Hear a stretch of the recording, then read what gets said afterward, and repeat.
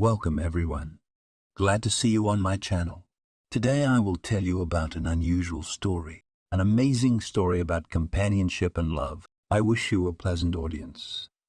2 hours before the wedding, a strange old woman approached the bride, barely glanced at her hand. The sun was at its zenith, and the whole house was full of color. Though Lily's humble abode could hardly be called a home, but it was always in order. She was careful to make sure that there was not a speck of dust or cobweb anywhere. Even the flies were afraid of cleanliness and tried to leave the house as soon as possible. This strange obsession with creating an almost sterile environment was explained very simply. Lily was afraid for her granddaughter. The girl was only 6 years old, and like any child, she wanted to touch everything with her hands. So the grandmother had to remind her child to wash her hands more often, about 10 times a day. The woman lovingly watched Sarah play with the cat. The girl, imitating her grandmother, raised her pet. "What do you look like? Can't you take care of your fur? Normal cats don't see you on the street, and your paws are dirty too, and you even lick them. You'll get a stomach ache. Then you'll learn not to listen to your elders." The cat purred loudly with pleasure, enjoying her little mistress's rebuke. Sarah brushed the black, shiny fur of the animal with a massage brush. This tool the girl had taken from her hairdressing supplies. And when her grandmother objected to such wastefulness, she declared, "Grandma, have you forgotten that we are responsible for those we have tamed?" And then her granddaughter's eyes popped out of her head. "Sarah, where did you learn such words?" The girl again showed wisdom beyond her years. "Oh, you're so funny, Grandma. Have you forgotten that I can read? I have very few children's books, and the ones you have on your shelf are old and without pictures." The sadness at the lack of age-appropriate literature was so strong that Lily immediately felt a prick of guilt somewhere in the back of her mind. She responded to her granddaughter's fair comment. "By all means, I'll buy you some books. I will go to the neighborhood and buy you fairy tales. I'll also bring you different treats." The girl looked skeptically at her grandmother. "And how will you bring all this? Maybe on a bicycle? Everyone has cars, and you have a bicycle with crooked wheels. I don't understand how you can still ride it. Even your glasses are funny." Hearing her name, the cat purred again and rubbed its face affectionately against her. But little Mistress Lily didn't like the idea. She pounced on the cat with unfailing severity. The animal lost all fear and jumped right into the child's face. "Get out of here and go catch mice." Sarah took offense. "Why did you hurt the cat? She didn't do anything bad to you." "I didn't hurt your cat either, but an animal should know its place, and I don't want you to get sick from it. Go on, wash your hands." With a grim face, the girl walked over to the hand basin. She washed her hands thoroughly and then put them under the stream of water. Lily grumbled again that all the water was wasted. She would have to carry the bucket on her back again. Wipe her little hands well. The girl caught a soft towel on the fly and began to wipe her hands thoroughly. Lily smiled as she watched her granddaughter, but suddenly noticed something that made her worry. "Sarah, come to me, show me your hands." The girl complied with the request. "Grandma, I washed them well with soap and water you saw for yourself. I don't want to get in trouble." "Stop cooking. Tell me better, where did you get that spot on your hand?" Lily took the little baby hands in her hands. On the wrist of the girl's right hand there was a barely visible pigmentation, a spot the size of a coin. The girl rubbed the spot with her finger, as if hoping to wipe away the dirt. "I don't know, Grandma. I didn't notice it. But don't worry, it doesn't hurt at all. It's not shingles. You'll cure me if I get sick." Lily continued to hold the girl's hands for another minute, then suddenly hugged her and burst into tears. "Why are we being punished like this? My darling, how hard it will be for you." Grandmother's tears frightened Sarah. She too was on the verge of a nervous breakdown. "I won't play with the cat anymore. Just don't cry. My arm doesn't hurt. I promise." Lily tried to calm down, realizing that her inexplicable tears had frightened the child. She hugged her tightly, stroked her sun-scented head, and repeated, "Everything will be all right. Everything will be all right for you." There was no telling how long they would have sat like that if they hadn't heard the sound of a motor in the distance. Sarah rushed to the window. "Grandma, your Tony's here again." Visitors to their abandoned homestead were rare. Lately, though, someone from the city had been coming to Lily's house almost every day. Mine may not say no. Sarah didn't understand what these strangers were asking her grandmother for. Lily never said anything to the girl. She always took her guests to the other half of the house, where the girl was forbidden to go. But despite her grandmother's best efforts, Sarah once managed to get there. To her great disappointment, she found nothing interesting in the small room with one window. It was as clean as the rest of the house, only there were bundles of dried herbs hanging everywhere. Curiosity prevented her from keeping her intrusion a secret. "Grandma, why do you have so many brooms?" "What are you talking about, Sarah?" "What brooms, Grandma? Don't pretend to be a little girl. There are brooms everywhere in that room. You won't let me go. It smells like summer in there. I kind of like it." Lily did not scold her granddaughter for unauthorized entry into the pantry. She answered her question briefly. "These are not brooms, dear, but medicinal herbs.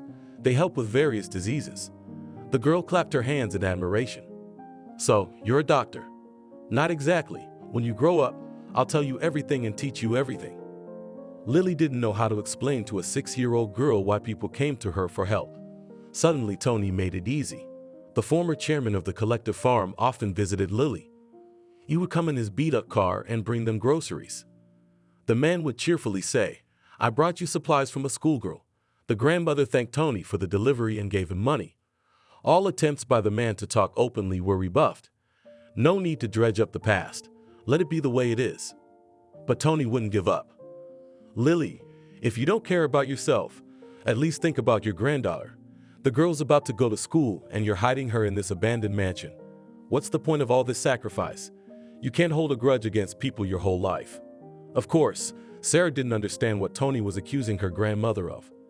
In her little life, she had known nothing but this crooked little house surrounded on all sides by woods.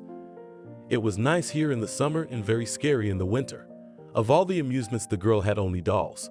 When Alice was bored with old toys, she played with a cat or read books. That's why Tony's appearance was always a little holiday for the girl. She was the first to run out to meet the guest. "Tony, how nice of you to come." The man lifted the girl in his arms. "How you've grown." "Yes, I'm already big. I can read books by myself." "Even like this? What will they teach you at school if you already know everything? Do you miss it here?" "Not at all, but I want to see the school. It must be very interesting." Sensing that the conversation was taking a dangerous turn, Lily intervened.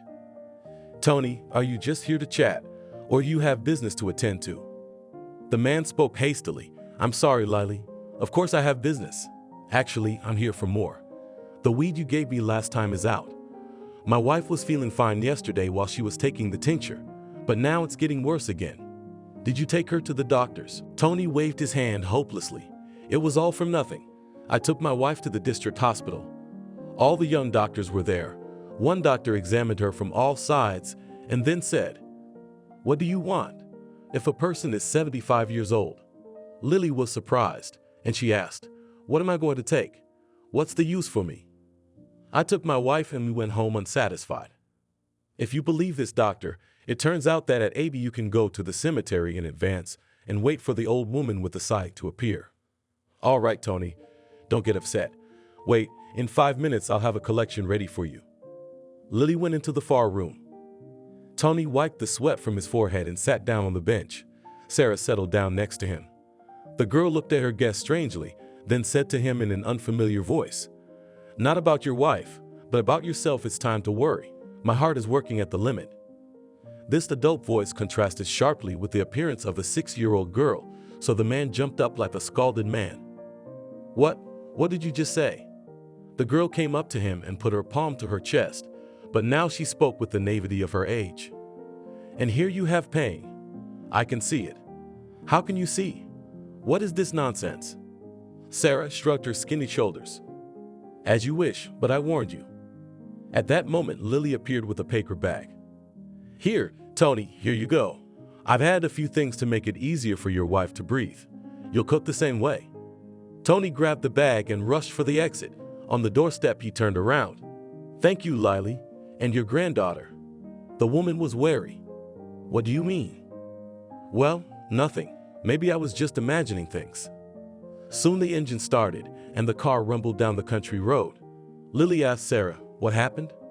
What did you do to scare Tony?"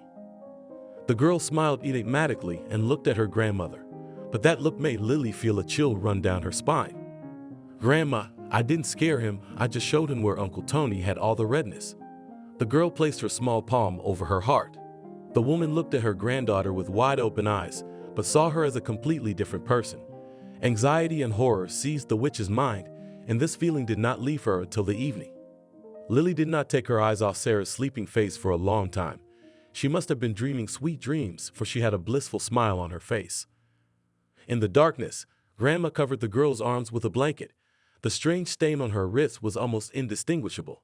The woman pulled up the sleeve of the sweater on her right arm. There was the same mark there, but larger. Lily sighed heavily. Snaharka's childhood had been spent in very different places. When the war broke out and her grandfather went to the front in the first days, her grandmother and her 2 children were evacuated along with the factory where she worked. Lily's mother was only 14 years old at the time, but she also started working at the factory.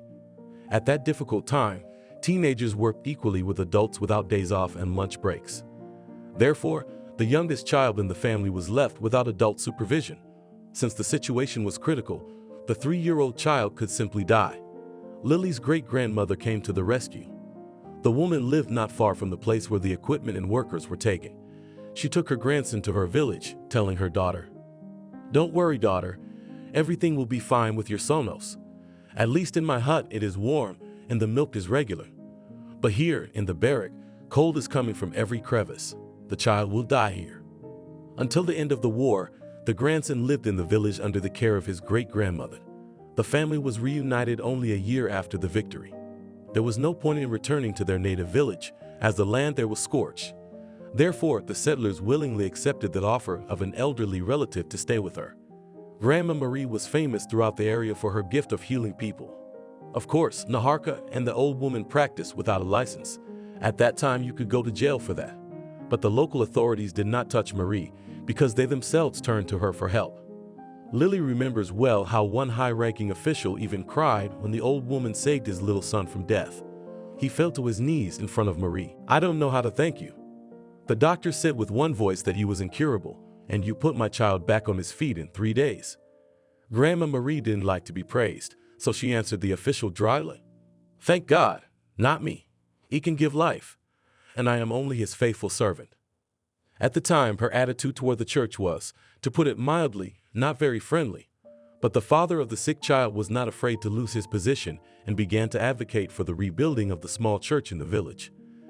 This was his way of thanking the healer for healing his son. Little Lily followed her great-grandmother, and the latter told her about the power of various herbs. The girl's mother, although she did not approve of her daughter's involvement in such practices, but she did not object. But grandmother Clava was categorically against it. After all, she served as head of the department, and the party ticket did not call her indifferent to look at such things. One day, Lily overheard her scolding Marie. "Mother, don't you realize you're doing a disservice to the girl? At a time when our medicine is working miracles, and you're using questionable treatments, not only could I lose my job, but you are teaching the child the wrong things." Great-grandmother was silent for a long time, but after hearing such accusations, she calmly said, "You are wrong, Plava. The day will come when you will regret it. And I will give Lily my gift before I leave. Neither you nor Anna have any powers, but your great-granddaughter does." Clava was speechless with surprise. "What are you talking about, Ma?" And then Grandma Marie revealed the secret. "Look," she stretched out her right hand. "Do you see the sign? It was just like my grandmother's and my mom's. They healed people too, and that gift was passed on to me." Clava's indignation erupted into a torrent of angry words. "Medieval ignorance. I didn't expect you, Mom, to believe all this nonsense. No, I can't let it go. Tomorrow we'll leave here." Lily remembers her great-grandmother laughing. "You're not leaving tomorrow. Clava, you're not leaving here at all." There was so much confidence in Marie's voice that it was frightening. But these words turned out to be prophetic. The next day, grandmother fell ill, and Clava and Lily's mother did not leave the hospital bed. For 3 days, Marie tossed and turned in delirium. On the 4th day, she regained consciousness. "Call Lily. I want to say goodbye to my great-granddaughter." When the girl was beside her, the healer squeezed her hand and whispered, "Remember, you have a hard mission, and you must carry it to the end. And never take money from people. Goodness must come from the heart. It is not for sale. If you take even a ruble, you will immediately lose your gift. Leaning over, I'll kiss you. The girl felt the great-grandmother's hot lips touch her forehead. Help people, my girl, and I must go. At dawn, a terrible thunderstorm broke out. The dark sky was constantly cut through by flashes of lightning. The wind tore century-old trees from their roots. The village women crossed themselves heavily. Marie walks away with difficulty. The earth doesn't want to let her go. The hurricane subsided as suddenly as it started. At that moment, Lily felt her wrists stinging with fire. The girl screamed in pain. Clava rushed to her granddaughter and couldn't help screaming either. There was a purple spot on the girl's wrist that looked like a burn. Grandmother Marie was 103 years old when she died, but the healer's predictions began to come true with incredible accuracy. The family could not return to their homeland for various reasons. Either circumstances or someone fell ill. First, the grandfather died of old wounds. Clava outlived his spouse by only a year and a half. Anna was very worried about her family. If we don't get everything out of here, Marie will drag us down with her. But the move was postponed again and again for various reasons. By the time we were all sitting on our suitcases, another tragedy, her father, Rob, was tragically killed on the job. He didn't notice a downed power line and while working in the field, accidentally touched the wires. This death was the final straw. Lily's mom was hysterical. What had we done to deserve all this? It's all that damn old woman's fault. Mom, you can't say that. In a moment of despair, the girl felt the presence of her dead grandmother. She seemed to whisper in her ear. Let Mom keep quiet, or it will be worse. Lily repeated these words. Anna looked at her daughter in horror. Repeat what you said? The girl complied with the request, but in the eyes of the mother froze horror. This is the voice of grandmother. You're talking in your grandmother's voice? Her father was buried in the same village cemetery as the rest of the family. After a modest ceremony, Lily went to visit the witch doctor's grave. She knelt down and cried, Great-grandmother, you took almost everyone with you. Please don't take my mom anymore. I'm afraid to be alone. The girl thought that someone behind her back sighed heavily. During the night, she dreamed of her grandmother Marie. The dream was so realistic that Lily could smell the herbs the witch was grinding in a clay mortar. She could hear birds singing and feel the touch of the wind on her arm. Mary smiled and talked passionately about something. The girl remembered only one phrase. This is your prize. You have no right to give it up. In her 15 years, the girl could not yet fully understand many things. Soon they moved into a new comfortable house, and the dream was forgotten. Only after 10 years, life itself reminded Lily of her special destiny. She spent almost the whole night thinking about it. New details from the past came to mind, and now Lily looked at many events in a completely different way. She was reliving the unbearable pain, the loss of her daughter and son-in-law. Sarah's parents always spent their summer vacations in the village. That fateful summer they came to Lily's house. The vacation was purely conditional, and the woman continued to deliver mail to the surrounding villages and abandoned farms. In recent years, the life of a recluse has become very popular among wealthy people. They actively bought up plots of land far from populated areas and tried to live there in harmony with nature. Some succeeded, and some lacked fresh air and privacy. They returned to the city. So did the director of the firm where Sarah's father worked. Therefore, even during vacations, Lily had to constantly rotate between the city and the countryside. Her husband's frequent trips aroused suspicion in Victoria, who was still on maternity leave. One evening, the boss called Dan. Help me out, brother. I can't trust this case to anyone else. I promise I won't let you down. I'll make sure I thank you. You know, not long ago, the board of directors considered you for department head. Dan's been wanting to take the top job for a long time, so he agreed. But Victoria didn't want to let her husband go alone. I'm tired of all these late-night trips. You're definitely seeing someone. Lily never interfered in family affairs. She kept quiet about her daughter. She only warned the young parents. Leave Sarah alone. Don't carry the baby around at night. She's not a toy. The couple had an emotional argument and Dan got into the car. As they drove away, Victoria tried to reassure her mother. Don't worry. Everything's going to be fine. We'll be back by noon. As the SUV began to move, Lily ran after the car out of surprise. She screamed, Come back. Don't leave today. But her desperate cry dissolved into the darkness of the July night. Lily tried to convince herself. Dan is an experienced driver, and the city is only 40 kilometers away. He wouldn't be late in the morning. There was no point in breaking his heart. Maybe it's a way of psychotherapy, or is it just fatigue? But she spent the night quietly. In the morning, out of habit, she got on her bicycle and went to deliver the mail. Before she had traveled 3 streets of her home village, the wind picked up, and then the sky opened with a downpour. Lily had no choice but to return home. Traveling on 2 wheels in this weather was impossible. Sarah was left in the care of a neighbor, and Lily went home. But no sooner had she taken off her raincoat than her cell phone rang. It was Victoria. "Mom, call an ambulance. Hurry. Dan lost control and the car flipped over. I can't get through to anyone, and the battery's about to die." Lily frantically dialed the ambulance number, but all she heard were endless beeps. Then she called the head doctor at the district hospital, but the receptionist said he was in a meeting. She dialed the ambulance service again. Finally, the dispatcher answered tiredly. "I'm listening." The woman's voice trembled with excitement, which annoyed the dispatcher. "Can you explain to me clearly what happened? What accident? On what road? How am I supposed to know? Maybe it's a prank?" Lily smart-mailed the indifferent dispatcher to send a car to the scene of the accident as quickly as possible. But the dispatcher impatiently snarled and hung up. "We only have 1 ambulance, and it's on its way to you. Hold on, we'll call you back." Lily thought she heard the dispatcher slam the phone down. She couldn't sit at home and wait.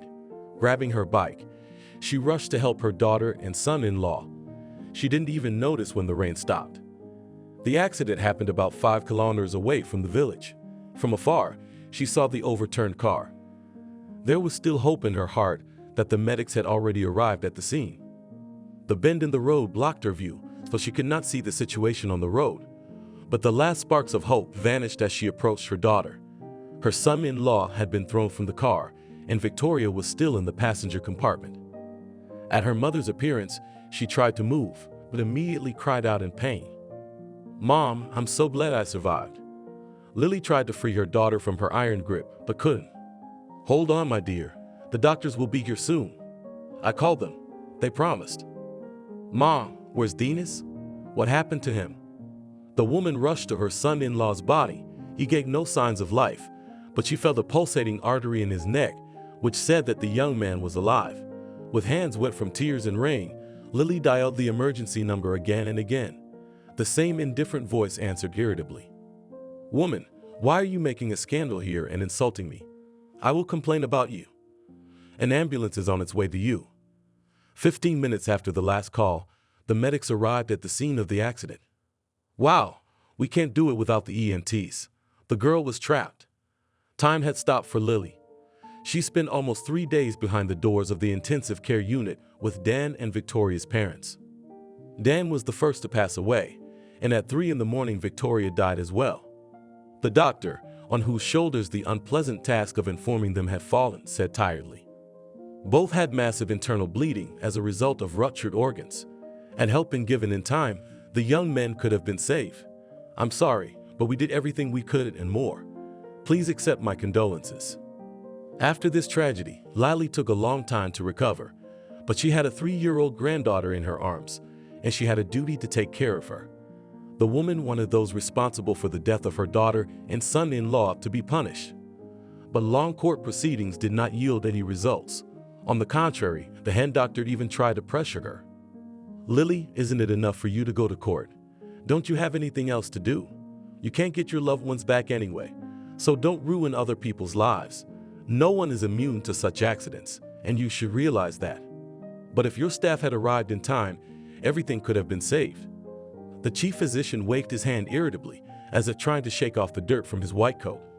"But why, for God's sake, do you dwell on this fact? We'd only have 1 car for the whole neighborhood. You realize that? Don't yell at me, and don't you dare mention God. In the village, I didn't notice Lily disappear from the village with her little granddaughter. Only closer to the fall mushroom pickers saw a woman in an abandoned house near the forest. 10 families used to live on the farm. Then all of them scattered or died. Lily's husband's father had also spent his last days here. Sleep had fallen on Lily, but she had barely fallen asleep when someone knocked softly on the window. Dawn was breaking in the east, and in its pink reflection, the landlady saw the face of a young woman. She immediately recognized Elena, the daughter of a neighbor who sometimes looked after Sarah. What had happened to her mother? Or what other misfortune has brought you to me? No light, no dawn. Elena cried, swallowing her tears. Lily, my darling, help me. Please be quiet or you'll wake Sarah. What's wrong with you, Elena? If I can help you, of course I will. I don't even know where to start. I'll start with the most important one.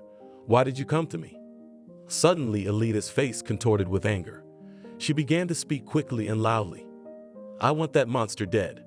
Mark and I were planning to write an application to the registry office.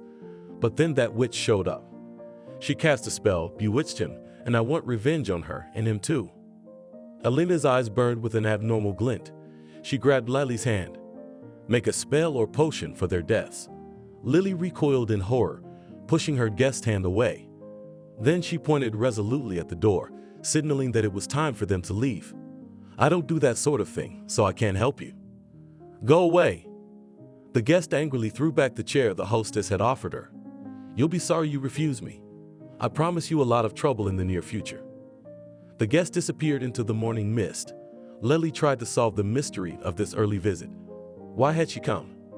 After all, everyone knows that I do not practice witchcraft and sorcery. She paid no attention to Helena's angry promise. She was not in the habit of taking offense at trifles. The next day, the old woman forgot about the uninvited guests. Summer was coming to an end, and the rare warmth was replaced by overcast weather. On one of those nameless days in late August, a former neighbor from a distant village came to Lily. I'm sorry to bother you, Lily, but the doctors can't help my grandson. Max is 10 years old. For a year now, he's had a strange rash on his arms and legs. His parents have been treating him in different clinics, paying a lot of money, but no results. So I thought, maybe you can help? Max's grandmother, despite her advanced age, was still mobile and often went to the forest for mushrooms. She sat and waited for an answer. The old woman's eyes shone with hope. That look was so familiar to Lily. Different people had come to see her, but they all looked at her the same way. Of course, I'll help if I can. But why did you come alone? You should have brought your grandson with you.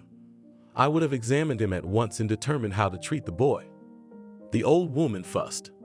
I didn't dare to do it right away. I thought I'd run and find out what to do.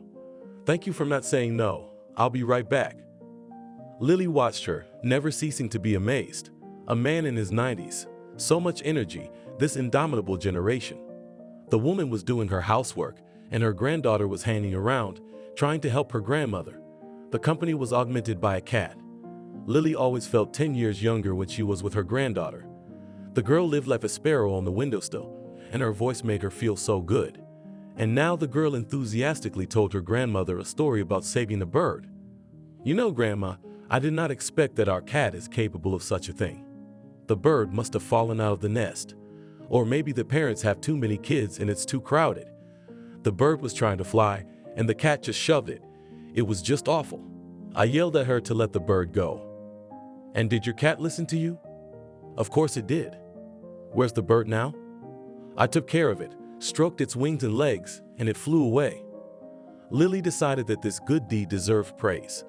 She hugged the girl and kissed her on the head. You are so clever, my dear. And when I grow up, will you teach me how to heal people? I will definitely teach you, my darling. There was a familiar noise outside. Only Tony's car could make that noise. Sarah rushed out to greet her favorite guest. Tony's grandfather had already arrived, but the old man didn't get out of the car. Instead, a lady in a strict suit and a policeman got out of the car. The guests entered the house without asking, and the policeman followed them. Lily, the hostess, came out of the kitchen. Why are you shouting like that? We have a good ear here. The lady and her companion looked at each other. That's good. I'm from Child Services. Lily interrupted her guest. Why do we need the police? I don't hide criminals. And apparently, the said guest's self-assurance offended the hostess. We came to find out what you're doing here, Lily. Nothing much. We live here with our granddaughter and our cat. The lady, without asking permission from the landlady, went around the house and entered the room where the grandmother was preparing herbal collections. She screamed in horror, saying there was no air to breathe in there. The house was unsanitary. How could a child live in such conditions? Lily frowned. Why did you come here uninvited? The lady was speechless with indignation. "We were informed that you were mistreating your granddaughter, that the girl was poorly fed and living in unsuitable conditions. We were forced to respond to this report." The lady recovered a little and nodded her head vigorously. Yes, you are here on the farm doing unknown things. And the child sees all this? Please tell me, Lily, where will your granddaughter go to school? September 1st is right around the corner. Have you bought everything she needs for school? This question took Lilia by surprise. She shrugged hesitantly. Not yet, but there's still time.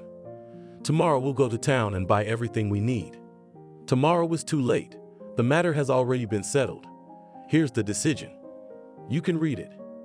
Lily read the dry text and couldn't understand how this could be. Why? It's all legal. After Sarah's parents died, I'm her only relative. The child will be better off in an orphanage. There are all the conditions for the child's full development. Let's not make a scene, Lily. It would be better if you collected the child's things, although it's not necessary. Sarah looked at the lady and the policeman with widened eyes. She didn't understand what these people were talking about. The girl didn't know what an orphanage was. Only when the woman told her grandmother to pack her things did she understand. The girl screamed, "I'm not going anywhere with you. If you hurt my grandmother, I will curse you." The woman was shocked. Did you hear that? This is what happens when you choose an obscure guardian. The child should have been taken away immediately. Despite the girl's resistance, the woman roughly grabbed her arm and dragged her towards the car.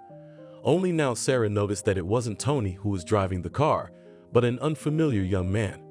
Trying not to look at this unpleasant scene, he pulled away abruptly. Lily ran after the car for a long time. Sarah beat the official with her hands and feet. "Let me go. I don't want to be with you. I need to go to my grandmother." The lady threatened her. "If you keep screaming, I will give you an injection. You've already had it twice, and you didn't like the procedure at all." She stared at the disappearing silhouette of her beloved grandmother for a long time. Together with Sari, the warmth of the sun and a little happiness left the house. For several days, the woman did not get out of bed, and only the cat reminded her that there was someone else in the world who the mistress should take care of. Now she spent her days in the company of the cat. She told her about her sad one, and the cat purred. Days, gradually draining her of her strength, but visitors still came for help, and that too made the woman not give up. Autumn passed, replaced by winter with heavy snowfalls. All the roads leading to the house were blocked, so the Tonys, old friends, stopped coming. Lily had to go visiting on her own. Towards spring, she could no longer move around the house without support and made herself a cane from a branch for comfort. At first, Lily believed she could get her granddaughter back. Perhaps the arrival of spring gave her strength and hope for the best, but days and weeks passed. The old woman's health was rapidly deteriorating. The last ray of hope faded. When she learned that good Tony had died after months of illness, she shared her worries with the cat, as usual. But that's the way it always is. A man lives, takes care of others, but doesn't think about himself. Tony cared so much for his wife, but he'd given up on himself. How will she survive without him? I was hoping Tony would take me to Sarah's. I can't even get to the village on my own. Her health problems began to take their toll on her activity. For the first couple of years after her granddaughter was taken away to the orphanage, she still picked herbs in the neighborhood, but then she hardly ever left the house. Her mail was brought to her once a month by the postmistress who replaced her at work. Summer changed to fall, and then winter came again. The old healer was no longer expecting visitors. One day in April, a fancy car pulled up to her house. Lily was overjoyed, but who could she be bringing? Maybe Sarah had come. The cat rubbed herself against her owner's legs, and she went to the door to greet her guests. An elderly woman and a girl of about 6 or 7 entered the house with an uncertain gait. The girl was pale, with dark circles under her eyes. She clung tightly to the woman, who seemed painfully familiar to Lily. "Hello, Lily. Don't you recognize me?" The woman flinched as if she had been electrocuted. Her heart immediately felt heavy because she recognized the guest. "Why did you come here? Are you trying to rekindle old wounds? You've turned my life upside down twice, and now you've come again. Why bring up the past? It's all behind me now, and I didn't come here to hurt you. I have another reason. My granddaughter is sick, and no one can help her. People have advised me to turn to you. I understand perfectly well what you are going through, and I am ready to beg at your feet. Please help me. Maybe my sin has affected the child? Don't be cruel to the girl. She is not guilty of anything. Lily froze in the middle of the room like a stone statue. She didn't hear Hope's plea because her memory was mercilessly casting her back to the past. You turned my life upside down twice. And now you've come to ask for help. I don't know, Jane. Do I have the strength? Jay's family settled in the village a year later than Lily with her mother and brother. At that time, the village was mostly young people, so the girls became instant friends. Not only did they learn on the job, but they also went to dances together. The girls even had the same dreams. They both wanted to get a good education to raise their social status. However, their opportunities were different. Jane's father had a prominent position, so he helped his daughter to enter the institute. Lily's mother had no such opportunities, and the girl could only dream of education. But the secret desire burned in the sky like a bright star. She delivered the mail on a government-issued bicycle. The bicycle was given to her against receipt, and she was entrusted to take care of it. One day, while performing her duties, Lily found herself in a difficult situation. The bicycle broke down right in the middle of the forest. She had two choices: wait for help or carry the broken vehicle on her back and make her way to the nearest village. She couldn't abandon her possessions, but she couldn't carry both her bag and her bicycle at the same time. It was too heavy for her. Lamb, who had come to visit his father on the farm, watched her attempts from afar. The young man climbed the hill, folded his arms like a megaphone, and shouted, "Can I help you?" Lily didn't realize at first where this offer of help had come from. Along with her cumbersome burden, she whirled in place. Suddenly, as if from the ground, Lem appeared in front of her.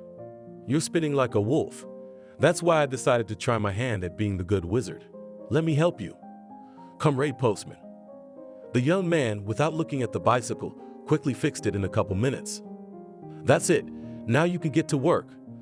By the way, I watch you almost every day. You're so punctual you could set a clock by you. You always deliver fresh mail at the same time. May I walk you home?" The attention of the charming young man was pleasant. Lily agreed, but did not show it.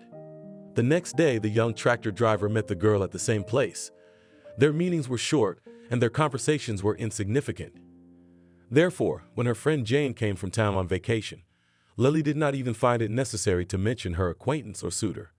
Meanwhile, the relationship between the young people gradually grew into love, as it should be. On such occasions, a wedding day was fixed, and guests were invited. But Jane stopped coming to her native village and did not know that her friend was getting married. She arrived where the young couple was expecting a baby. Jane came to visit with expensive gifts and wine. "I'm sorry, my Lily, but I couldn't attend your wedding. You understand the defense of the diploma, then the search for a good job, and then also the collapse of my personal life." The guest poured the flavored drink beautifully, and she continued to complain about her fate. "You're lucky, Lily. Look at the handsome man you have. My fiancé ran away from me. Didn't even leave an address." Jane spoke volumes and beautifully. The wine added to her vigor. Lily noticed that Lamb couldn't take his eyes off his guest. She discreetly nudged her husband to distract him. This technique helped for a few minutes. Then the man stared at Jane again like a mesmerized man. Not 2 days later, Jane again asked for an invitation. Lily was already in the last month of her pregnancy, so she couldn't sit for long. She also walked like a duck. Hope looked like a queen against her backdrop, but the mom-to-be believed that Lem loved her for being so clumsy.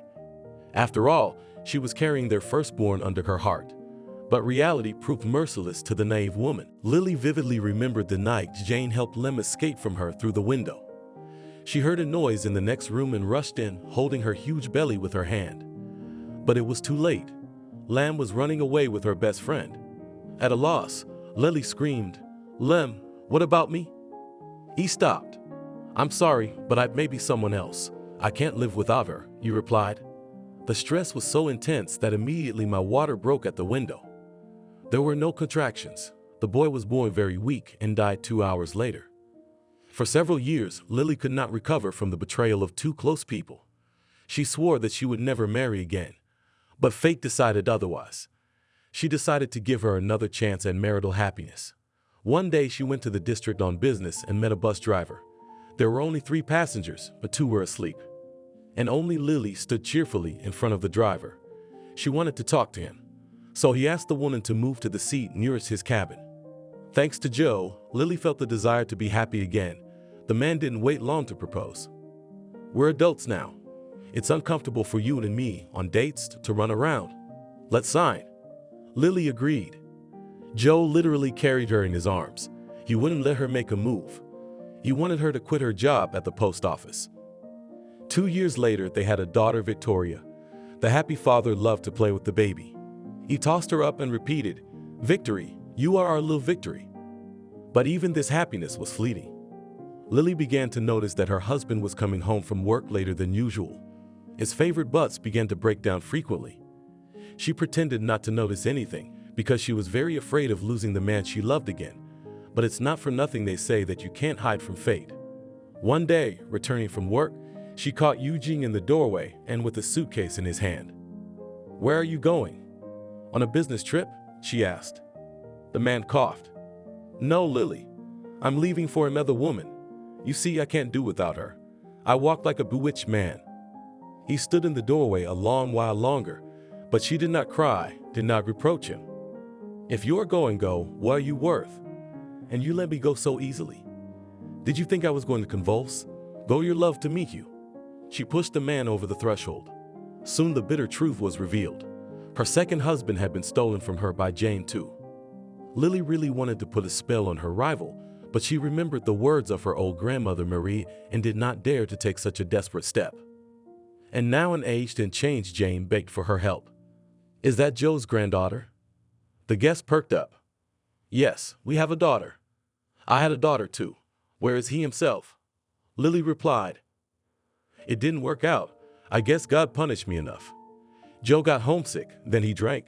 He got kicked out of his job, and I kicked him out the door too.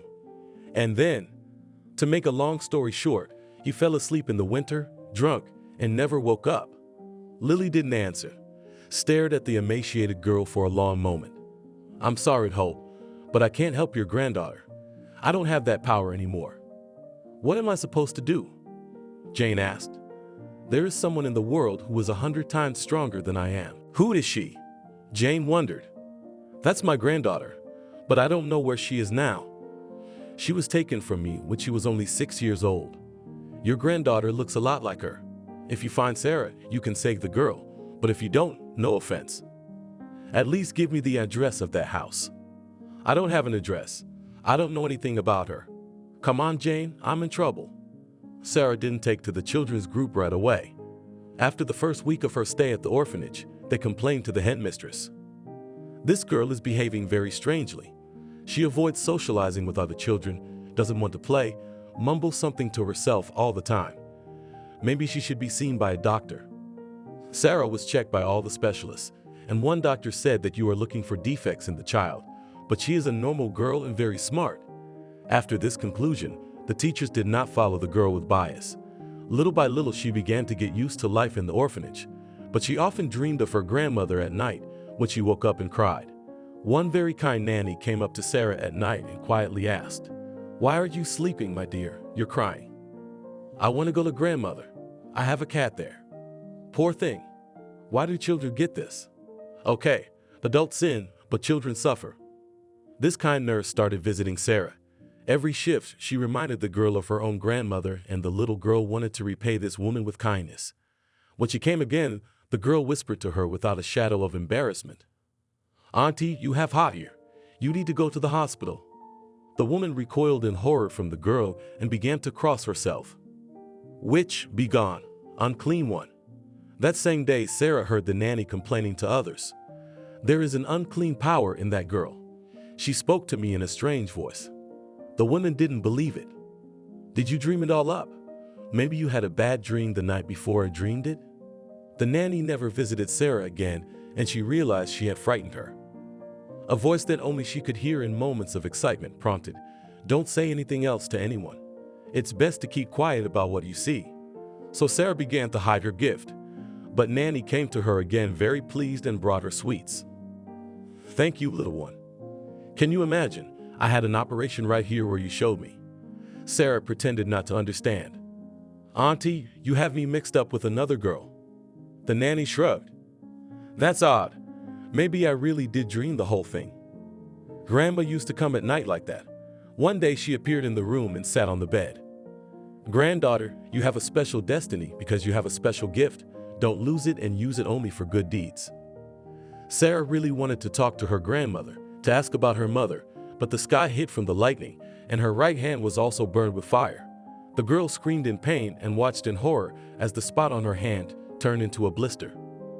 The nurse on duty came running to her scream. She too looked at the wounded horror.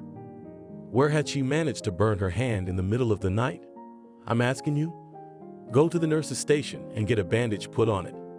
Then we'll get to the bottom of this. At the nurse's station where Sarah ran to, she was met by a nurse. "Show me what you have." She examined Sarah's arm. "I don't understand how it happened." "I don't know, I was asleep." The nurse made a bandage and put something on it, and Sarah felt a little better. "Well, better?" Sarah nodded. "Then let's go to the room. We need to see what might have happened to you in there." The woman was puzzled that the night had passed in her sleep, so something dangerous was in or near the bed. Of course, you can't leave it like that. It could catch fire or burn another child. Together with the nurse, they examined the bed. They even lifted the mattress, but found nothing. Then Sarah was allowed to lie down and they continued their search. Finally, the nurse unfolded herself. "Well, there's nothing, ups maybe nothing." The nurse nodded. "It's strange, of course. I don't understand anything." In the morning after breakfast, Sarah was sent to the medical room again. The nurse said, "Don't be afraid. I just need to change the bandage." The woman untied the bandage and froze. There was no burn. There was something that looked like a birthmark at the site of the burn. But there was no inflammation. It seemed that the spot had always been on Sarah's arm. The girl looked at the spot too. It was exactly like her grandmother's, the same size, shape, and pattern. And then Sarah realized everything. She looked up at the woman and said, "My grandmother is gone. She's dead." And Sarah lost consciousness. She doesn't know how much time passed, but they had time to talk to her grandmother about everything. Sarah knew now that she just had to keep quiet and not tell anyone anything so she wouldn't be labeled as crazy. That's what Grandma had said. She also said that the time would come and Sarah would realize it right away. She'd know when she needed her help. Never offer people help. They won't appreciate it. Rather, you live with your own problems. You can only help someone who can ask you for it. Sarah. The girl opened her eyes. A nurse was leaning over her, holding a very odorous, absorbent cotton in her hand. "Sarah, how are you feeling?" "Good." The girl sat up. "Very well. You had a fainting spell." "I don't know what it was. Maybe I didn't get enough sleep?" "No." The nurse looked at her like there was something unusual about her. "Well, maybe you're feeling really well." "Yes, I do." Sarah went to her room. She lay down, turning her back to the wall. She needed to come to terms with the fact that her grandmother was gone and somehow live with it. The time had come when Sarah and the other girls her age were sent away from the orphanage. She didn't want to say a warm goodbye to anyone. No, she wasn't mistreated, but there was no friendship with anyone either. Somehow Sarah ended up living as a recluse. At first it annoyed the children, but then they got used to it. Sarah was lucky. She was given a small but nice and clean apartment on the outskirts of the city. She knew for a fact that the apartment was good. No one had died in it. No one had been mistreated, even though it was very small in area, but that didn't matter. The main advantage, a tiny balcony, but you could go out on it in the evening and enjoy the evening air. Sarah began to organize everything. She managed to buy a sofa, a small closet, a table for the kitchen, 2 chairs, and a refrigerator with the money she had been given. The refrigerator had a broken handle, which was the reason for the low price. Sarah was pleased. She looked around her living space and smiled. All that was left was to apply for technical school and find a part-time job. Then everything would be fine. A month later, Sarah had already applied for technical school. She planned to become a designer, but she couldn't find a part-time job. Only one place offered her a position, but only after a trial. Sarah was happy at first, but then she realized what kind of trial the boss was offering. Nothing special, just to spend the night with him. How she wanted to do something so that he would never make such an offer again, but she held back. The only thing she said as she opened the door was, "The boss's reign is short-lived. Today you're above everyone else. Tomorrow you'll be below everyone else." "Are you threatening me?" Sarah looked at him. "No, what are you talking about? I'm just saying it happens. Sarah walked outside. The feeling was disgusting, as if she had touched something foul-smelling. She walked determinedly toward the park, to sit by the water, get some fresh air, and calm down. Walking in fresh air always helped her. She had been sitting for about 5 minutes when she heard Roby sobbing. Sarah looked around. There were no dogs or cats in sight. She stood up and immediately realized where the sound was coming from. Almost at the water's edge, right on the ground, a girl was sitting and crying. It was a weekday and there was no one in the park. Without thinking, Sarah walked over to the suffering girl. "Hello, do you need help?" The girl turned around, blushing her nose, and shook her head. "No, I don't need anything." Sarah took a seat on the grass beside her. "My name is Sarah, and you're thinking about something bad. You can't do this. He believes in you. He's a part of you." The girl cried even harder. "He doesn't need me. He left me, you know? As soon as he found out I was pregnant, he immediately said he didn't need me. He didn't even let me say anything, you know." "I understand, but what does that have to do with the baby?" "You're right, you're thinking logically. I realize it's hard to accept right now, but time will pass and you'll forget about him anyway. Well, maybe not completely, but you will forget. Why are you planning on hurting the baby?" "And how do you know that?" "I know, that's all. You have a boy. Think about it." Sarah wanted to get up, but the girl grabbed her arm and walked away. "I'm so scared. I just don't know what to do." Sarah thought for a moment and then said, "Come to my place. I live nearby. We'll have tea and talk." The girl nodded eagerly. "Come along. My name is May." They talked a lot. May told Sarah that she had been dating Pasha for a year. "We haven't talked about getting married yet. I haven't been in a hurry. He didn't propose anything like that. I felt like everything was fine. Everything was normal. We are really young." Then I ran to him to tell him everything. I was sure my Sam would be happy. I'd never seen eyes like that before. He was either scared or he hated me completely. I don't know, but in that moment, Sam became mute. He became a stranger. He pushed me away. You have to understand, Sarah. My Sam, the one I was alone with, he just pushed me away. What am I going to do alone with a baby? And you're alone. You don't have a family. Sarah raised an eyebrow. Yeah, of course I do. I have a mom and a dad and even a brother, but do I have to burden them with all that? And I'm ashamed. Sarah smiled. Ashamed? You have no idea how much they'll love their grandchild when he's born. May smiled. You know, after you said that, I started to think about what he could be and what he could be like. Sarah hugged May tightly. The most favorite, and that's the most important thing. Sarah, what about you? You live alone, don't you? Sarah shrugged. As you can see, unlike you, I don't have a family. But how is that possible? The girls talked until late into the night. They fell asleep on the couch, cuddled together. Both of them teary-eyed, but before they went to sleep, they talked about the thing that worried Sarah the most. May's eyes widened as she told her story. And you didn't even go there? No, I can't. I'm afraid they didn't give my grandmother a proper burial. I'm afraid I'll feel really bad when I see the house where I lived. But it's not right. I know, May. You see, I don't have anyone to do it with. I don't know how to explain it to you. May sat up in bed and then says, What do you mean you have no one? You have me now. And I have Rob. Rob is my brother. He has a car. I'll talk to him tomorrow and he'll drive us to that village. Sarah could barely hold back her tears. Really? Of course he is. Wow. It's 2 a.m. I need to get some sleep. I'm not going home now. In the morning, they were awakened by the ringing of Mai's cell phone. Mai stirred, grabbed the receiver. Yes. She heard a male voice on the other end of the line scolding Mai. She listened calmly for a moment, then calmly said, Okay, come to us. My friend needs your help. Sarah looked up in surprise and May turned to her. Give me the address. The girl mechanically gave the address. May repeated it into the receiver.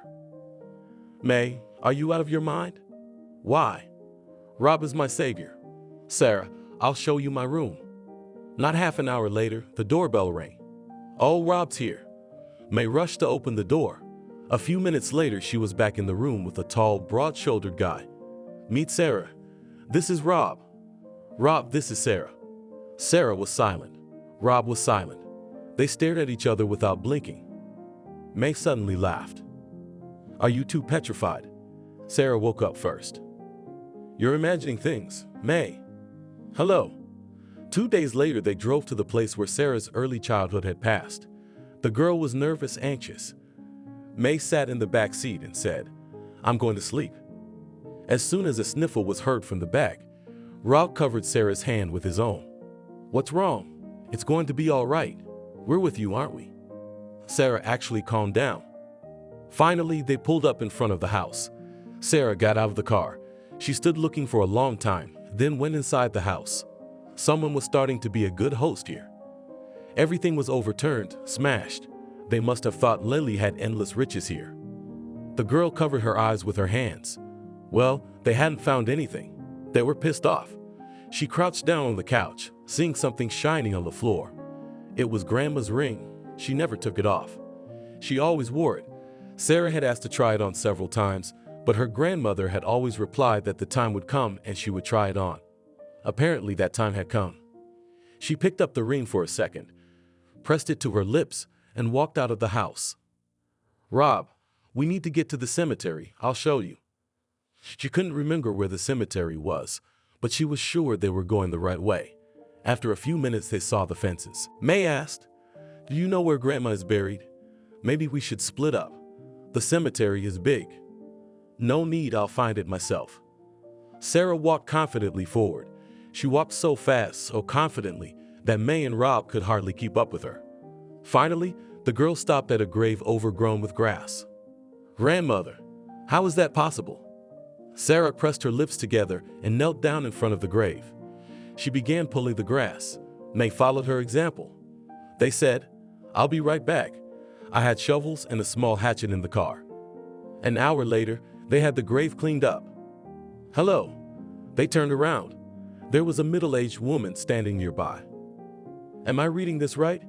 Is this where Lily is buried?" Sarah nodded and asked, "Excuse me, did you know her?" The woman smiled. She knew her even better than most. "Dead then. How long ago?" 6 years ago, Sarah whispered quietly. The woman shook her head. She wasn't lying. That meant she was going to die. "And you, Sarah?" The wind picked up, so strong it was bending the trees. Rob grabbed Sarah and May's hands and ran to the car. Sarah had felt the woman's heavy gaze on her until that moment. The girl understood perfectly well that the one wanted to tell her something. But what was it? They got into the car and drove off. The wind died down immediately. The sun shone in the sky. Rob snorted. "I've never seen anything like this before. That grandmother was me." Guy looked at Sarah in surprise. "Do you believe all that nonsense?" "What kind of nonsense?" "About powers and stuff like that." "Don't you?" "No, of course I don't. You have to be a complete idiot to believe all that nonsense." Sarah turned away. "I think you're wrong. It's impossible not to believe in something that exists." Rob drove the car with confidence.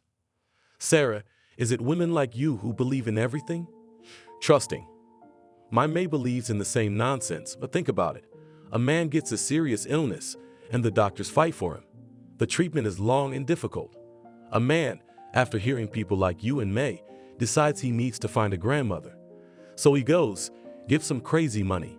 Some half-literate, dirty old woman whispers at him, and the man goes home. The treatment is already bearing fruit, but not Babkina, the real one. And all the legends are ready. The doctors failed, and the dirty old woman helped." Sarah smiled and turned away to the window. "There are plenty of people like Rob in the world." Rob swore. "Where do you think you're going?" Suddenly he slowed down and another car overtook their car. And there was another car coming the other way. And if Rob hadn't braked suddenly, whoever was driving wouldn't have had time to get back into his lane. And the accident would have been inevitable. Sarah saw the frightened face of a child in the window. The car flashed by and disappeared around the corner. Sarah tensed. There, a drunken man was driving. They took a quick glance at her and sped away. They hadn't seen the crash itself. They had already seen when the cars in front of them stopped and people ran towards the overturned car. They jumped out and ran too. Sarah followed May. When Sarah pulled up to the scene of the accident, there was a 10-year-old boy sitting on his knees in front of the drunk driver. He had no injuries, but the child was lying with his eyes closed. Someone came up behind her and said the boy's heart stopped from fear. Is that true? Yeah, they already tried to resuscitate him. Look, a man, he's a doctor from some car, came running up. Sarah looked at the man. He was wiping his hands. His face was upset. Sarah calculated that no more than 20 minutes had passed from the time the car had passed them until now. Considering they had driven about 5 or 6 kilometers, it was incomprehensible why the doctor had stopped performing resuscitative measures when the boy was in such a state. She looked up and saw the grandmother. She stood next to the boy and looked reproachfully at Sarah. Sarah took a step forward. She was running out of time. In the distance came the sound of an ambulance siren. Rob wanted to hold her back, but she paid no attention. She knelt down next to the boy. The father was next to her. Sarah paid no attention to him. She placed both hands on the boy's chest. Right here, this is where the hottest spot is. She pressed hard with both hands and immediately let go. The boy's breath caught. Sarah held him while he thrashing and thrashing. When the boy calmed down a bit and began to breathe, the girl pulled him back into place. Such fatigue overcame her. The people around them were silent, just staring. Sarah saw the look in Rob's eyes. It was, I wish she hadn't seen it. May ran up to her. May, help. The girl picked Sarah up and led her to the car. Sarah felt Rob take her under his arm. Someone was screaming to stop this girl. She had done the impossible, but Sarah stubbornly walked to the car. The ride into town passed in silence. May and Rob brought Sarah home. May made her some tea. The girl drank and felt her strength gradually returning to her. She realized that Rob wouldn't look at her anymore. He liked her so much, and she didn't just like him. The next day, May asked Sarah, "Can you tell me what it was?" Sarah shrugged her shoulders. "It was nothing much. I just helped the boy's heart a little." May sat thinking about how to phrase the question. Asked Sarah, "Which one are you?" She searched for words, eyes wide. Sarah laughed. "May, you don't think about it. Just tell me, have you told your parents?" May sighed and then cried. "Yeah, when I told them I wanted to get rid of the baby, my dad almost killed me. He was yelling so loud that we were a family, that we would always help each other." "Then why are you crying?" "I don't know. I never knew. I never thought it would be like this. You see, like everyone else, I dreamed of having a family, a husband, children, and now it's all ruined. But don't worry, I'll be a good mother." Sarah stroked her hair. "Everything will be fine. You'll have a husband and children. Just don't rush things and don't try to change anything. Everyone has their own destiny, and all the changes in it that a person supposedly makes are predetermined." May wiped her eyes and looked at Sarah admiringly. "How you know that?" "Yes." She pointed her finger somewhere in the ceiling. Sarah laughed. "Yes, the ceiling told me. Come on, let's go get something to eat." May kept trying to find some connection to some higher power in what Sarah was saying, and Sarah had to have a serious talk with her. May was offended at first, but then she said, "Okay, I understand. By the way, my ex-boyfriend, can you imagine, signed a contract and went somewhere to serve. It's weird. Maybe he just needs some time. And how's Rob doing?" May smiled. "It's funny watching these two martyrs. They think no one can see anything. In fact, it's clear as day. Rob sits at home like a bear and is angry. Even his mom keeps asking if something is wrong with him. Rob says no one locks himself in his room. But as soon as May mentions Sarah or starts telling her parents about May, the door immediately opens. Sarah pretends she doesn't know Rob at all, not even an acquaintance. But every time May mentions him, he flinches like an electric shock. Rob's suffering, just like you. He suffers and thinks we can't see it."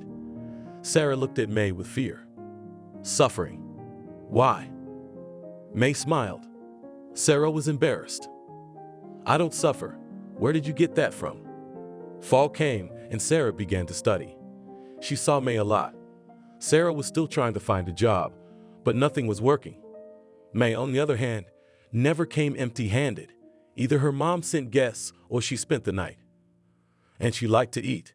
Sarah was well aware that her friend was trying to support her so she wouldn't have to spend so much, but May didn't want to hear any of it. Close to New Year's Eve, May came to Sarah's house with her mom. "Hello, Sarah. My name is Arya. We've wanted to meet you for a long time. If it weren't for you, our mind would have made a lot of trouble." May smiled. Her belly was already quite large, but unlike many pregnant women, May didn't become cranky or moody. On the contrary, she became kinder and friendlier every day. May's mom turned out to be a wonderful woman. They sat down to drink tea and cake, and the woman got up. "We didn't come for nothing. We came to invite you to our New Year's party. You don't have to say anything. No refusals will be accepted, and that's final. New Year's Eve is a family holiday, which means it should be celebrated with your family." Sarah's blushing. "Well, no buts. Sarah, you become a real friend to May. She talks about you so often that my husband and I already consider you our friend. So no rejections. We're gonna have fun. You bet we will." "Oh, I forgot. We don't celebrate New Year's Eve in the city. We have a house in the country. We use it as a summer house. That's where we always celebrate the holiday. Rob and Dad make snowmen. We decorate the tree outside." She looked at Aria with a mesmerized look. She had dreamed of this ever since she was in the orphanage. But there was a catch. Rob would be there. New Year's Eve was in the air everywhere, and Sarah had just entered the yard when a snowball hit her. She shrieked and saw Rob peeking out from around the corner of the house and smiling. Sarah dropped her bag, grabbed a handful of snow, and ran to him.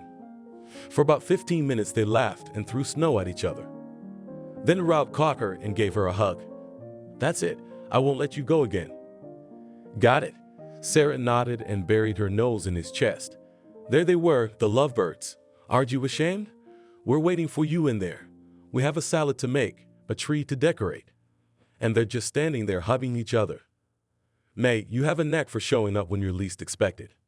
May laughed and turned to leave the house, just as they all heard. "Hello." May went pale. Slowly, she turned toward the gate. In a second, Rob was between his sister and the gate. "What people?" "Sam." Rob clenched his fists, but Sam looked at him calmly. "Rob, don't joke around like that. I need to talk to May."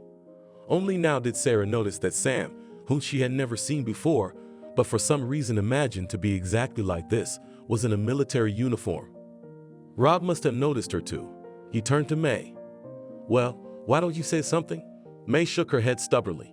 "Let him talk. I have no secrets with this man." Rob smiled and crossed his arms over his chest. "You've got 10 minutes, Sam." Sam sighed. "I'm so sorry. I was so scared at the time. How could I be? I'm a kid at heart, and this is my kid. My brain couldn't process that kind of information. I knew I was treating you like a pig, and I felt like a pig. I couldn't think of anything better to do than sign a contract. I thought it would be the only place where my thoughts would fall into place. And it did. Only for that, I had to experience the afterlife. When I woke up in the hospital, I realized that if you didn't save our baby, it would be my fault. And I couldn't take it. Life is precious. I'm sorry." Sam lifted his head, looked at May carefully, and Sarah immediately realized what was wrong. May was out on the street in some kind of rustic coat, and there was no way to tell if she was pregnant or not. May suddenly asked, "I don't get it. What were you doing at the hospital?" Sam smiled stupidly. "I was hurt. I barely made it out. They sent me home." May rushed over to him and hugged him. "Go get some rest." She started crying. "What's going on here?" It was chaos. Sarah loved it all, loved the feeling of happiness. 2 more months passed. May and Sam signed right away. They both said there would be no wedding. They would spend time with their families and then go to the country for a month. But Rob and Sarah's wedding was set for March. A month before the wedding, May gave birth to a strong, healthy baby boy, who they named Steve. "So Sarah, what happened?" "I don't know. I'm just so nervous. I'm freaking out. Rob loves you very much." "Yeah, I'm not nervous about Rob. I know he loves me. Something's wrong. Something's going to happen." "May, be serious. Can't we postpone the wedding?" "No. Do you know how Rob feels about all this? He doesn't believe it. He won't even talk about it." "Yeah, I know. I tried to talk to him about what happened on the road. He told me not to bring it up. It's just a coincidence. Well, let's not think about the bad stuff. As long as no one gets killed, the honking of cars could be heard on the street." May smiled. "My brother likes it loud." Sarah took her hands in his. "Say, May, aren't you upset that you're without a wedding and we're like this? Are you out of your mind?" "Of course not. It was our choice. The wedding wasn't important to us. We just wanted to be alone as soon as possible, you know. No one else around. Even though we made up, there were still some rough edges in our hearts. Now there aren't, so no hard feelings. Sarah smiled. I can't believe I'm going to be a wife now. I wish Grandma could see it. May smiled and gave a concerned look. Something tells me she sees everything.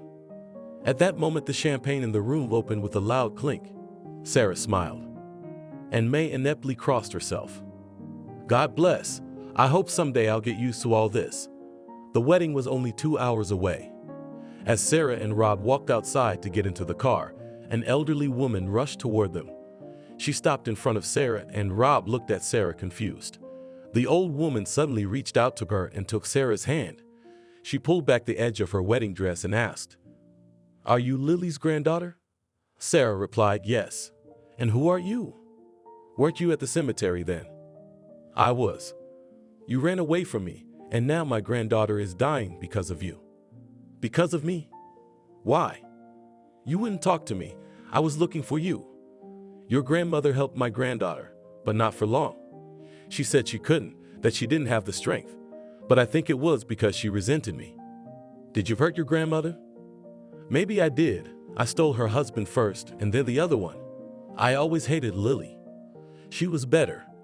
And then it just so happened that I had to go to her, apologize, step outside of myself. She did it on purpose. My girl, my beautiful girl, she's dying." Sarah asked in a high-pitched voice, "What exactly?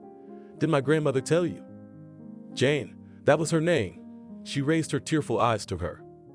"She said that she didn't have that kind of strength anymore, that she was going to die soon, that there was someone much stronger than her. And that was you. She asked me to find you and told me you would have that mark. I couldn't. I knew nothing about you. No last name, no year of birth. Then I went to the cemetery to tell Lily everything, and there you were. I didn't make it again. I ran after you. But how could my legs catch up with you? Then I saw you outside the wedding dress store. I just drove by. And it took me so long to find out where you lived. My granddaughter was admitted to the hospital today. She's been unconscious since this morning. It's you and Grandma's fault that she's dying," cried the old lady. Rob stood puzzled, May was horrified, and Sarah was at a loss for words. Where was she? What hospital? The old woman looked at her. In our regional hospital. Sarah turned to Rob. "Rob, darling, you'll scold me later.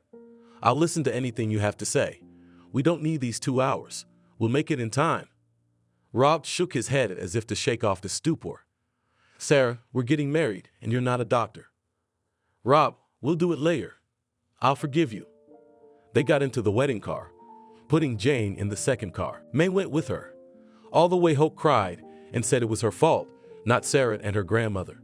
But she couldn't admit it.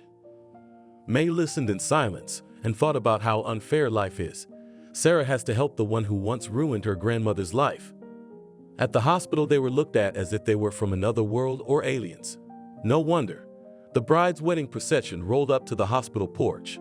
The groom, the witnesses, and the grandmother who'd been shot. They rushed into the ward almost at a run. No one even stopped them, because everyone was so confused that they just froze in their seats in front of the room door. That's when Sarah stopped. She walked in, but didn't close the door behind her. May heard. "What's going on in here? Let me in right now so everyone can get out of the room." They were having a masquerade ball. Rob turned to him.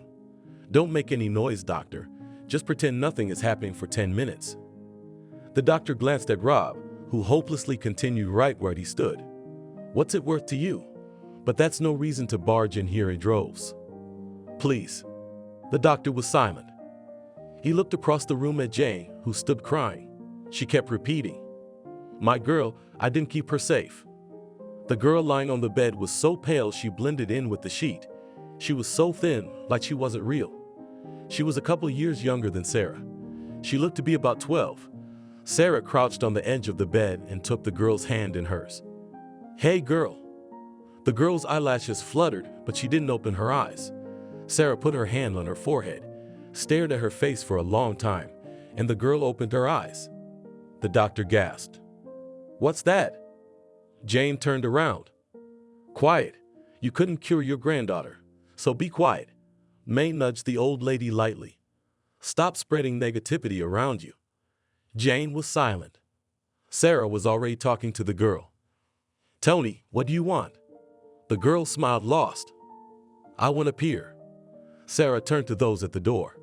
"Please close the door, find a pier, and don't come in until I come out myself."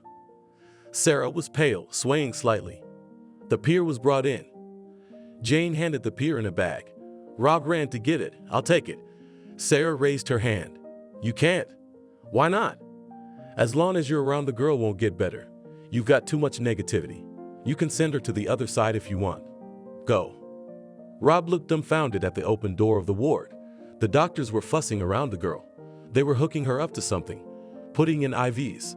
The girl was conscious. She was answering the doctor's questions. He turned to Sarah. "How are you?" "I'm fine.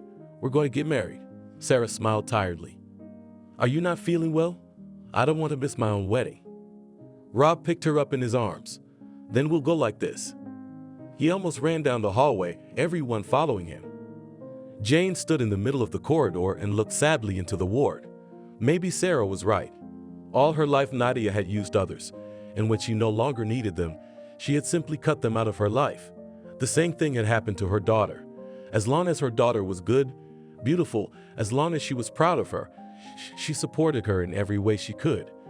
But then, when the girl got sick and the daughter in desperation grabbed the bottle, Jane simply deprived her of parental rights and forbade her to go near her daughter. The daughter stopped drinking, begged her mother to allow her to see the girl, but Jane was adamant. Such a person should not be near her granddaughter. She always knew how to control people, make them feel guilty. Now her daughter lived somewhere on the edge of town. Apparently, she had rented a room, worked somewhere, and never bothered them again. Although Jane knew she stood under their windows for hours on end, she managed to convince her daughter that it was all her own fault. Jane handed the piers to the nurse. "Please give these to my granddaughter." "What about you?" The nurse smiled. She was genuinely happy for the girl, who suddenly woke up, as if she suddenly wanted to live. "I can't. I need it now." Jane went outside. Her heart pricked unpleasantly, as if it was tired, probably really tired. She was about to walk on when she saw a familiar figure in the park. Her daughter stood leaning against a tree, crying. Jane made her way toward her. The woman saw her too late and couldn't escape. "I'll be right out. Just tell me, how's my daughter?" "Go see her. She always missed you." "Mom, don't talk." Jane pulled a bunch of keys out of her bag. She singled one out. "It's for the apartment. Come home. The girl's gonna need your help." She headed for the exit. Jane knew she wouldn't make it home. Lily had told her about it. No one had. Jane saw Lily standing next to Sarah when she was with her granddaughter. In the evening, the daughter came home. Jane was lying on the bed, money on the table, some papers and a note. "I'm sorry for everything. The doctors diagnosed heart failure, age plus nerves. Didn't Mom take care of herself? It's been a year. Rob, stop fooling around. Let's get the tree decorated." Sarah laughed and spoke with difficulty. As soon as she and May tried to go outside to finally decorate the Christmas tree growing in the yard, snowballs immediately fell on them. Sam and Rob were well prepared. May, laughing helplessly, told Sarah that they had found a broomstick for them. Well, like little kids, honestly. She took the mop, put an old fur hat on it, and set it out the door. Just then snowballs hit her and the door, but that was all. Now they'd had enough. May took Sarah's hand resolutely and led her behind her. "We have nowhere to go. Let's go up the hill. We're going to climb out the window and give them hell." Aria saw Sarah and May laughing with her eyes.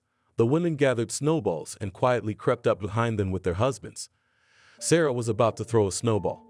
The husbands looked out from behind the fence so funny, but May shook her head and pointed to the 2 snow shovels that stood by the barn. With difficulty, they lifted the piles of snow onto them and dumped it all on their husbands' heads. They screamed. No one expected such meanness. And immediately a small pile formed on the snow. "Hello." They froze, stood up shoveling the snow. In front of them stood a girl who looked like Sarah and a woman about 45 or so. "Hello, excuse us." Sarah was the first to recognize the girl. The girl smiled shyly. "My mom told me everything. I came to thank you. My mom said we're sisters." And then it hit Sarah. She had never thought about the connection to this girl, and she felt it immediately. She thought it was just because of their grandmother's friendship. Wait, so you mean you're my own aunt? The woman nodded. I don't know if you could call it real, but yes. May took the initiative. Come on in the house. How did you get here? Did you take a bus? No, cab. There's something waiting for you. Let go of the cab. It's New Year's Eve. And as my mom says, New Year's Eve should be celebrated with family. We're a big, close-knit family. I think there's room for 2 more members. The woman looked at her daughter, then at Sarah. This is awkward. You don't even know us. Sarah stepped between them, hugging one and the other. Let's get to know each other. It's not our fault our grandmothers were so passionate when we were young, isn't it? No one remembered such a New Year's Eve. They went to bed at dawn. Only the son went to bed first, and that was only because he was tired of opening presents. Sarah snuggled up to her husband. Okay, I've told you before how much I love you. I don't remember exactly. Can you say it again? Sarah giggled softly. Not so long ago, when she had lived in the orphanage and knew her grandmother was gone, she couldn't have imagined what a big, close-knit family awaited her. Now she felt so happy she was even scared. She closed her eyes, so as not to scare away the happiness. Rob fell asleep very quickly. Sam and their daddy. Sarah covered herself. She stretches sweetly again. Oh, I'd sleep some more, but I have to get up. They walked out of the room. May and Sam were sitting on the couch. They were doing worse than Rob and Sarah. Aria brought out the plates. May, so you're up? Yeah, I had to keep my unhappy parents company. May rested her head on Sam's shoulder and tried to doze off. Her son, as soon as he saw such distress, immediately came over and opened his mom's eyes. Sarah laughed and then looked across the table and turned pale. Everyone stared at her. Sarah, what's wrong? Oranges. She covered her mouth with her hand and hurried out of the room. Rob stared at her confusedly. Aria smiled first. Oh, thank God. Then May giggled, and Sam stopped yawning. Everyone looked at them in bewilderment.